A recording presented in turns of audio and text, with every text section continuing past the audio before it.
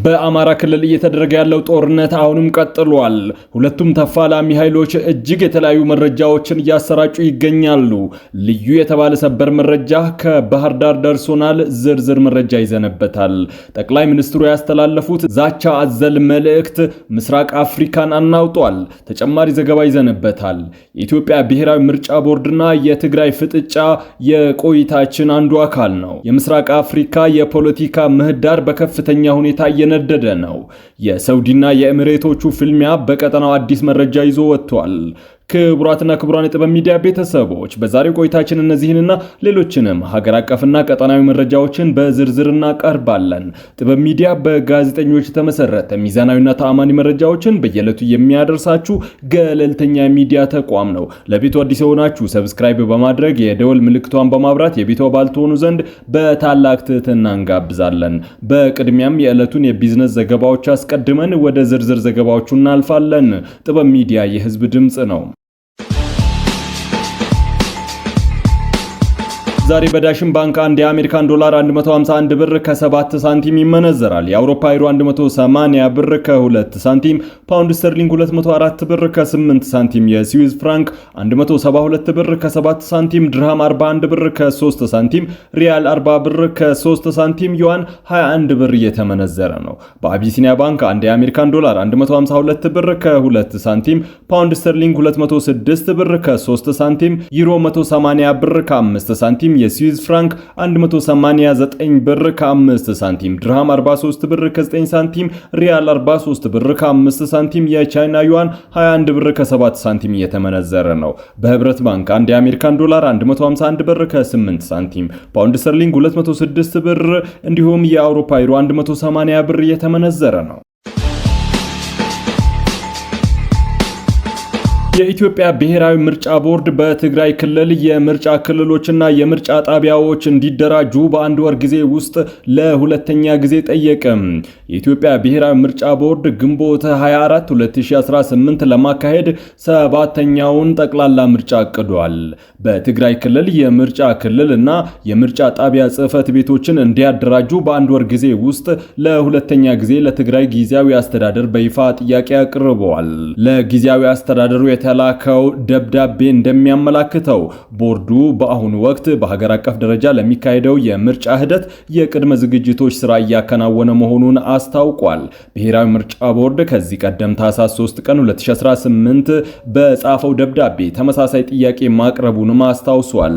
የመራጮች ምዝገባ ከየካቲት 7 2018 ጀምሮ እንደሚጀምር የጠቀሰው የቦርዱ ደብዳቤም በዚህም ከዚህ በፊት ቦርዱ በላከው መመሪያና በጂአይኤስ ትክክለኛ መገኛ የተወሰደውን በክልሉ የሚገኝ የምርጫ ጣቢያም ጽህፈት ቤቶች ዝግጁ መሆናቸውን እስከ ጥር 25 2018 ድረስ እንድታሳውቁን እንጠይቃለን ብለዋል በደብዳቤው።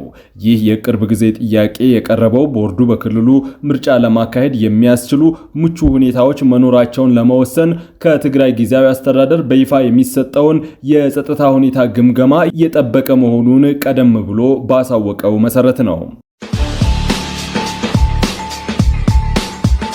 በሳውዲ አረቢያና በተባበሩት አረብ ኤሚሬቶች መካከል ያለው ፉክክር አዲስና አደገኛ ምዕራፍ ላይ መድረሱን የፖለቲካ ተንታኞች አመላከቱ።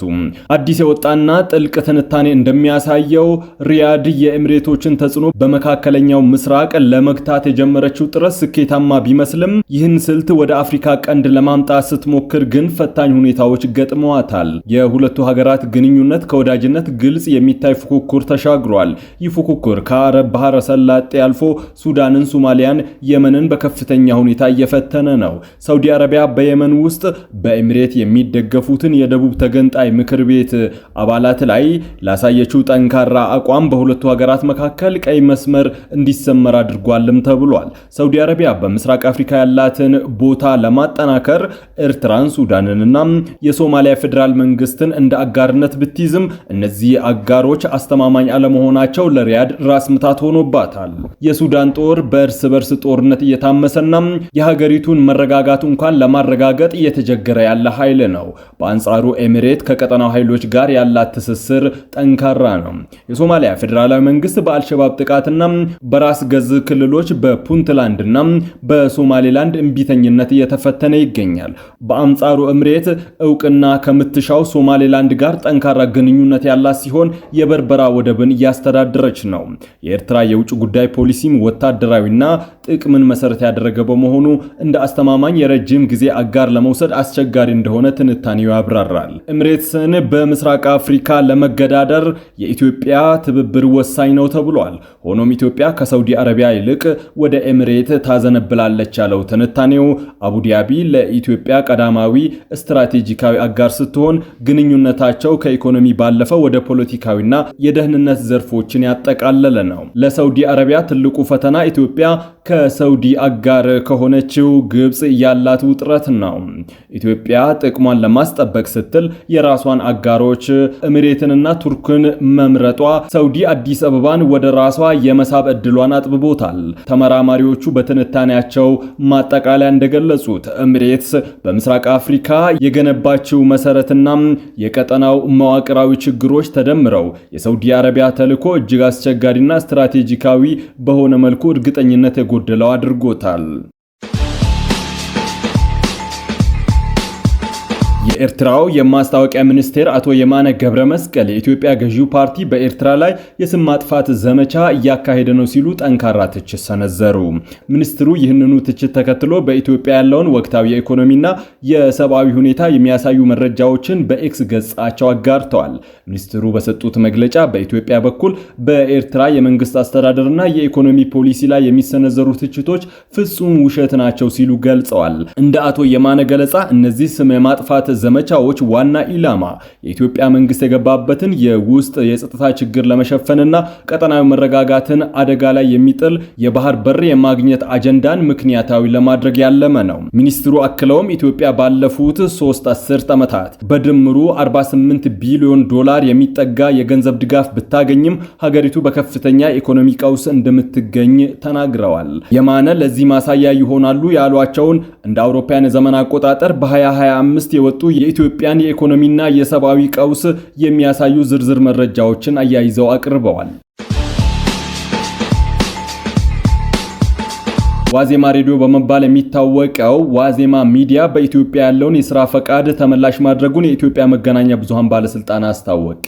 ዋዜማ ሚዲያ የኢትዮጵያን ሕገ መንግስትና የመገናኛ ብዙሃን አዋጅ እንዲሁም መመሪያዎችንና የሙያ ስነ ምግባርን አክብሮ ለመስራት ፈቃደኛ ባለመሆኑ የሥራ ፈቃዱ እውቅናው በዛሬው ዕለት ተመላሽ ማድረጉን አስታውቋል። ከኢትዮጵያ መገናኛ ብዙሃን ባለስልጣን በበይነ መረብ መገናኛ ብዙሃን የእውቅና ፈቃድ አግኝቶ ሲሰራ የነበረው ዋዜማ ሚዲያ ባለስልጣን ባደረገው ክትትልና ከዜጎች በተሰጡ አስተያየቶችና ጥቆማዎች መሰረት የሚዲያው ዘገባዎች የሀገራችንን ብሔራዊ ጥቅም የሚጻረሩ ሚዛናዊነት የጎደላቸው የፌዴራልና የክልል መንግስት አስተያየት ምላሽ ያልተካተተባቸው ሁከት ቀስቃሽ እንዲሁም የሙያ ስነ ምግባርን የጣሰ የአንድ ወገን ዘገባ ብቻ የተንጸባረቀበት ሆኖ ተገኝቷልም ብለዋል። ይህንን መሰረት በማድረግ ባለስልጣኑ ዋዜማ ሚዲያ ተደጋጋሚ የእርምት ግብረ መልስ ሲሰጠው የቆየ ቢሆንም የተሰጠውን አስተያየትና የማስተካከያ እርምጃ መቀበል ባለመፍቀዱ የሥራ ፈቃዱ ተመላሽ እንዲደረግ ተወስኗል። ይህንኑም ተግባራዊ አድርጓልም ብለዋል።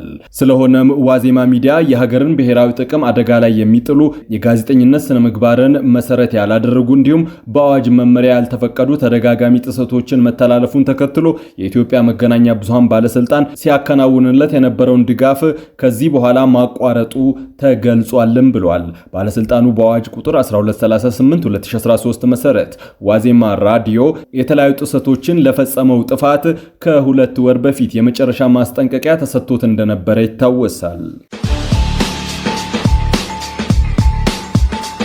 ጠቅላይ ሚኒስትር አብይ አህመድ የኢትዮጵያን ብሔራዊ ጥቅምና ክብር ለማስጠበቅ ተኝተን አናድርም ሲሉ ተናገሩ። የኢፌዴሪ አየር ኃይል 9ኛ ዓመትን በማስመልከት የተዘጋጀው የጥቁር አንበሳ የአየር ትርኢት በቢሾፍቱ ተካሂዷል።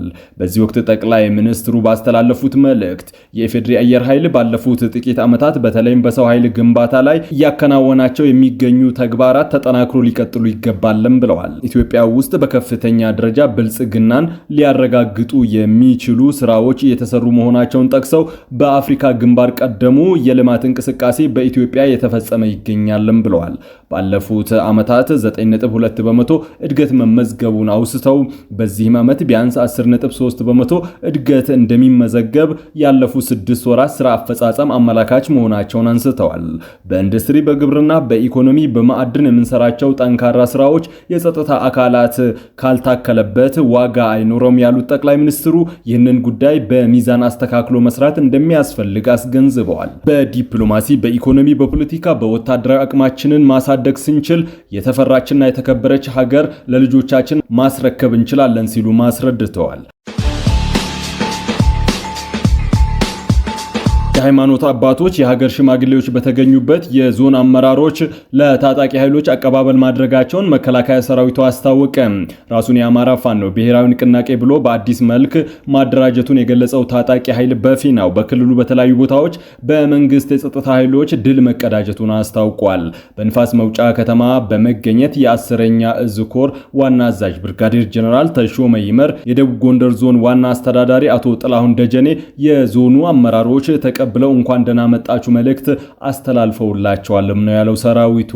በደቡብ ጎንደር ዞን የተሰማራው ኮር ዋና አዛዥ ብርጋዴር ጀነራል ተሾመ ይመር የሀገራችን እድገትና ብልጽግና የማይፈልጉ የውጭ ኃይሎች እርስ በርስ እንድንባላ አጀንዳ እየፈጠሩ ልማታችንን ለማቀጨጭ እናንተን መጠቀሚያ አድርጓችሁ ቆይተዋልም ብለዋል። ዘግይቶም ቢሆን ሴራው ገብቷችሁ የክልላችሁ መንግስት ከአመራሮቻችሁ ጋር በመነጋገር በተደረሰው ስምምነት የሰላም ዋጋን ተረድታችሁ በመግባታችሁ ለእናት አባቶቻችሁ እፎይታን ፈጥራችኋልም ብለዋል።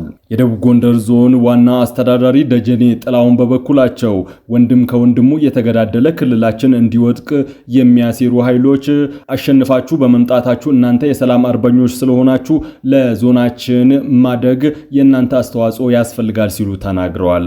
የዞኑ ብልጽግና ፓርቲ ጽህፈት ቤት ኃላፊ መንበረ ክፈተው በላይ ጋይንትና በታች ጋይንት ወረዳዎች ታጥቃችሁ ስትንቀሳቀሱ የነበራችሁ ኃይሎች ወንድሞቻችንና ልጆቻችን የአባቶቻችን ምክር ሰምታችሁ በመመለሳችሁ ላደረጋችሁት ቁርጠኝነት እናመሰግናለንም ብለዋል። አቶ መንበረ ክፈተው ይህ ታሪካዊ ተግባር ዛሬ የተገኘው ሰላምን እውን እንዲሆን መከላከያ ሰራዊታችን የከፈለው መስዋዕትነት አሁን ለተገኘው ውጤት የአንበሳውን ድርሻ ይወስዳል ሲሉ አስረድተዋል። በሌላ በኩል በክልሉ የሚንቀሳቀሰው ራሱን የአማራ ፋኖ ብሔራዊ ኃይል በሚል በአዲስ መልክ ማደራጀቱን የገለጸው ታጣቂ ቡድን በክልሉ ውስጥ በመንግስት የጸጥታ ኃይሎች የሚሰነዘረውን ጥቃት አጠናክሮ መቀጠሉን አስታውቋል። ቡድኑ ባወጣው መግለጫ መሰረት ባለፉት ጥቂት ቀናት በጎንደር፣ በሸዋና በጎጃም የተለያዩ አካባቢዎች ከመንግስት ኃይሎች ጋር ከፍተኛ ውጊያዎችን ማድረጉን ገልጿል። በተለይም በደፈጣ ውጊያ ታክቲክን በመጠቀም በመንግስት የጸጥታ አባላት ላይ ከፍተኛ ሰብአዊና ቁሳዊ ጉዳት ማድረሱን ገልጿል። ታጣቂ ቡድኑ በመንግስት ወታደሮች ላይ የተፈጸመውን ጥቃት አስመልክቶ ባሰራጨው ማብራሪያ በርካታ የጸጥታ ኃይል አባላት መገደላቸውንና ወታደራዊ ንብረቶች መውደማቸውን ቢገልጽም የተገደሉ ሰዎችን ቁጥር ግን በትክክል ከመጥቀስ ተቆጥበዋል። ይህ በክልሉ የተከሰተው አዲስ ወታደራዊ እንቅስቃሴና የታጣቂዎቹ አዲስ መደራጀት በክልሉ ያለውን የጸጥታ ሁኔታ ይበልጥ እንዲወሳሰብ እያደረገው እንደሚገኝ አንዳንድ የፖለቲካ ተንታኞች እየተናገሩ ይገኛሉ።